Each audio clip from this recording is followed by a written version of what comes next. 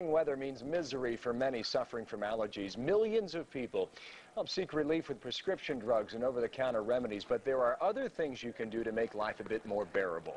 Dr. Jordan Josephson joins us from New York with some practical advice. Doctor, good afternoon to you. Good afternoon, and allergy season's definitely here. Well, I tell you what, that's exactly right. I've got the sniffles myself, and you hear it just about everywhere around this newsroom. Is there any reason to think that this year could be more pungent than in years past, Doctor? Pollen counts are soaring, and people are miserable all over the country.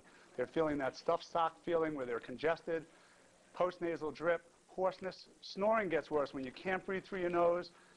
People are just miserable. Headaches are horrible and devastating to some of these patients. Yeah, I want to look at a few what we call full-screen graphics here. And on the first graphic, we'll see, Doctor, helping your allergies. And I know you can see this as well. Keeping the windows closed, showering every night. Pretty practical advice here. Washing your clothes. Well, I hope most people are doing that. And also changing the sheets and keeping them clean as well. Air cleaners, very vital. And wearing glasses outdoors. As you look at that list, pretty common solutions here? Common solutions, I think they need to know that they need to get the right air filter. They need to keep the air filters in their house clean. They need to keep their house clean. The next panel then, if you indeed think that you might need help, here's a couple ideas here.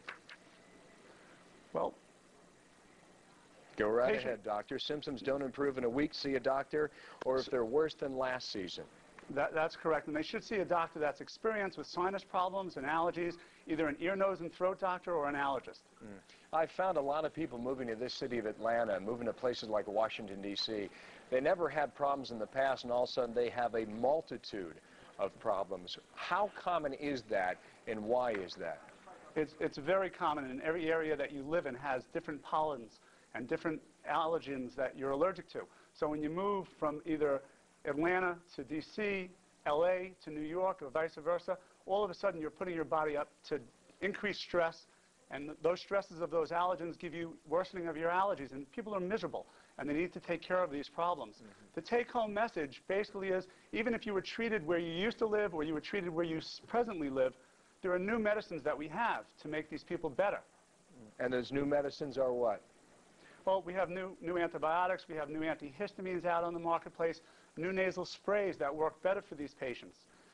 Allergy shots are now better than they used to be. So people that may have had allergy shots 5 or 10 years ago, there are new extracts.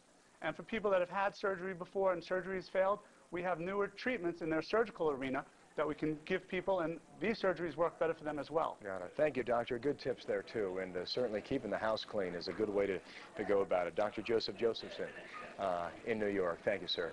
Thank you for having me. All righty. Keeping a